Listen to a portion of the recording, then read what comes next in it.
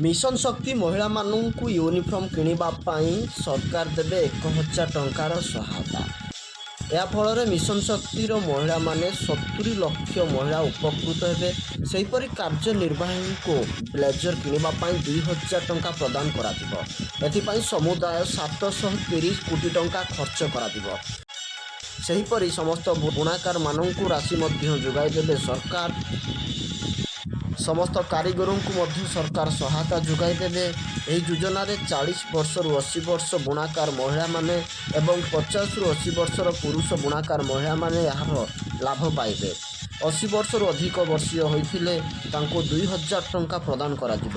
ରାଜ୍ୟର ସମୁଦାୟ 168ଟି ପ୍ରକଳ୍ପର ରୂପାନ୍ତରଣ କରିବେ ସରକାର।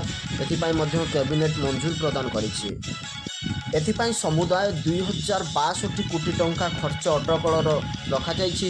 2026ରୁ 2027 ସୁଦ୍ଧା ସମସ୍ତ ପ୍ରକଳ୍ପ କାର୍ଯ୍ୟ ଶେଷ ହେବା ପାଇଁ ଲକ୍ଷ୍ୟ ଧାର୍ଯ୍ୟ କରାଯାଇଛି।